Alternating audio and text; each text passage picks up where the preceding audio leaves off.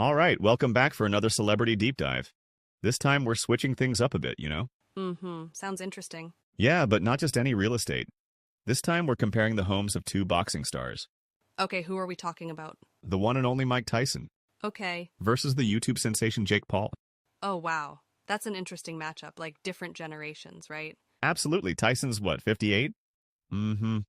Yeah, huge age gap. So are we talking mansions? I mean, you think boxing, you think big money. We are talking serious cash and their homes. They really tell a story. One is all about, well, excess and then coming back from that. The other is like influencer success. A very carefully crafted image. Oh, I see. So like one's a wild ride, the other's more calculated. Exactly. But we're getting ahead of ourselves. Let's start with Iron Mike, shall we? Let's do it. So right now, Tyson lives in Vegas, a $4.5 million mansion. Doesn't sound too crazy for a celeb, right?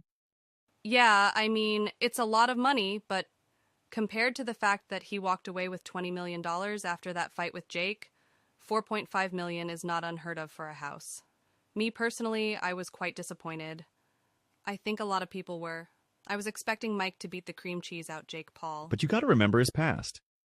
Yeah, the guy has owned some seriously extravagant places. Yes, like that unbelievable mansion in Connecticut. You're thinking of the one with 52 rooms? Oh my gosh, 52 rooms. What was he doing with all that space? Wasn't that the place he sold to 50 Cent back in the day? It had everything, even a nightclub. No way, a nightclub in his house? Oh, it was insane. But also crazy expensive to run, something like 50 grand a month. Oof. I guess that's what happens when you have 52 rooms to heat and cool. Well, to make a long story short, he ended up having to sell it in 2003 when he, filed for bankruptcy. Right. So this Vegas place, it's like a sign he's more grounded now. Yeah, you could say that. It's still in that same gated community where they filmed The Hangover. Oh, really? That's kind of cool. Yeah, so he's still got a taste for the Vegas lifestyle. I mean, why not? He's earned it. For sure, but this place is definitely more low-key than his old spots.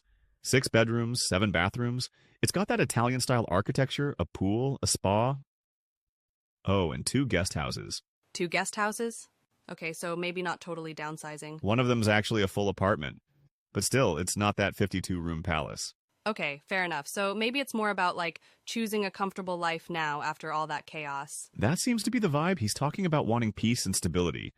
Just a quiet place to play with his pigeons. Makes sense. And this Vegas house, it kind of fits that. Like, it even has this really tranquil koi pond. Very zen. Yeah, and the whole emphasis is on privacy. Which is interesting because he's still choosing to live in Vegas, right? Yeah. A place known for its, let's say, lively atmosphere. Yeah, it's not exactly a quiet retreat. But maybe that's the point.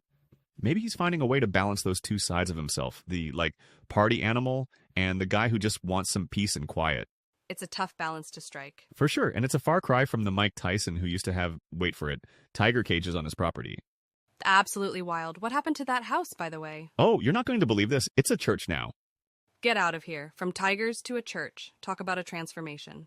Right, I kind of want to go see it for myself. Me too. Imagine the stories those walls could tell. All right, well, speaking of transformations, let's move on from the guy with tigers to the YouTube king, Jake Paul. Okay, time for the influencer palace. And a palace it is. This guy at 27 dropped $16 million on a compound in Puerto Rico.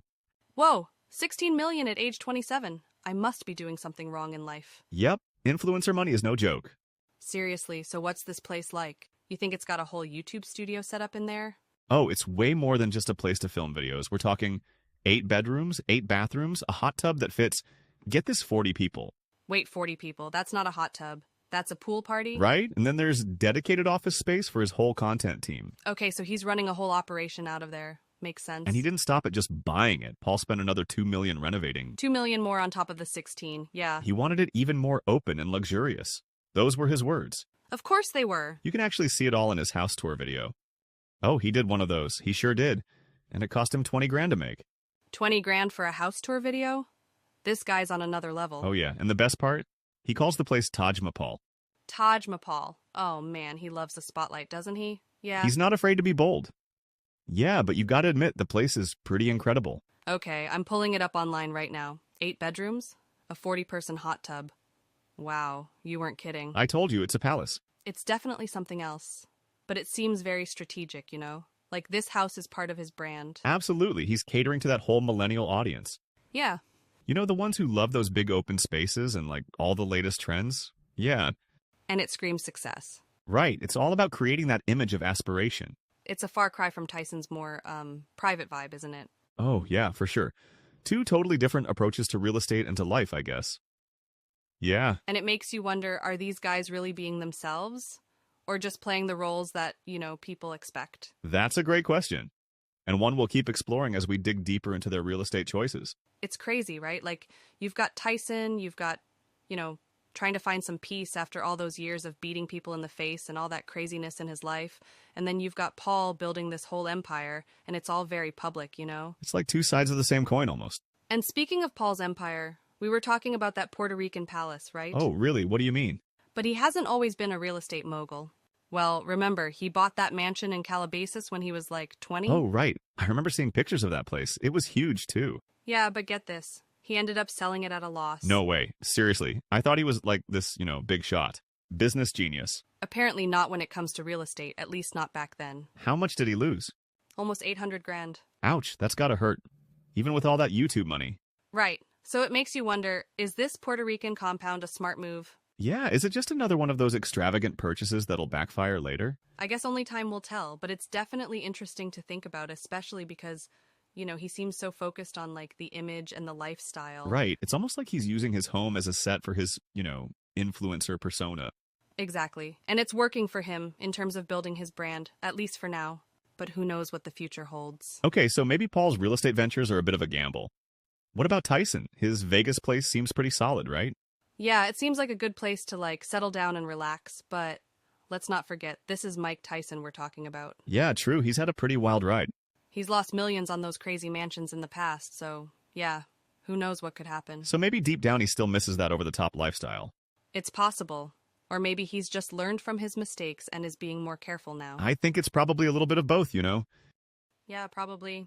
Like, he's obviously grown and matured, but maybe those old habits die hard. It's a fascinating dynamic, right? Like, on one hand, he wants peace and simplicity, but on the other hand, maybe there's still a part of him that's drawn to that excess. Totally. It's like he's got these two sides battling it out inside him. So we've got Tyson searching for stability after all the ups and downs, and then you've got Paul building his brand using his home as like a platform for his influencer empire. Two totally different approaches, but it's interesting. What's that? They both want a place to call home. Yeah, that's true. Whether it's a mansion or a small apartment, we all need that, right? Absolutely. And in a way, they're both creating their own versions of paradise. That's a good point. Tyson's looking for peace and quiet, a place to escape the spotlight.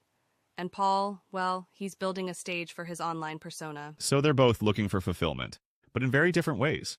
Exactly. And it makes you wonder, do they actually find what they're looking for? Like, is this actually making them happy, or are they chasing something that they can't actually find in a house? Those are great questions. It really makes you think about your own life and what you're looking for, it's crazy. We look at these celebs, these huge houses, and we think, man, they've got it all figured out. But like this whole real estate thing, it shows they're searching for something too, right? Yeah, definitely. Like Tyson's story, it's a reminder that all the money and stuff, it doesn't equal happiness. Right. Like he had it all. The mansions, the tigers. But he still ended up bankrupt and searching for peace. It's like maybe now he misses that simpler time before all the fame and fortune. Maybe that's why he's going for that low-key vibe now. Yeah, could be. Seems like he's trying to find himself again after all that chaos. It's a good reminder for all of us, I think. Totally. Okay, what about Mr. Paul? Is he going to end up like Tyson, you think? That's a good question. He's young, driven, in that Puerto Rican place. It's like a symbol of that ambition.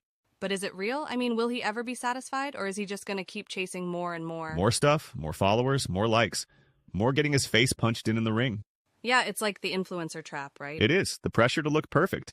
Have it all. Even if it's not really making you happy. It makes you think, what are we all really chasing after? Exactly. So we've seen two very different approaches to real estate. Tyson searching for peace, Paul building his brand. And I think it all comes back to that idea of home. What does it really mean? Is it just a place to live? For Tyson, it seems like it's a refuge, a place to escape the craziness of his life. And for Paul, it's more like a stage for his online persona. Right. Two totally different things, but both reflections of who they are. It's pretty wild when you think about it. So as we wrap things up here, I'm left with this feeling of like, wow, these guys have amazing homes. But also a bit of caution, like maybe it's not all it's cracked up to be. Yeah, good point. It's a reminder that we all need to find what truly makes us happy. And maybe it's not a 52-room mansion or a 40-person hot tub. Maybe it's something simpler, something more real. Totally. So, listeners, think about your own homes. What do they say about you? What are you searching for? And if you had all the money in the world, what kind of place would you create? Great questions to ponder. Thanks for joining us on this celebrity real estate deep dive.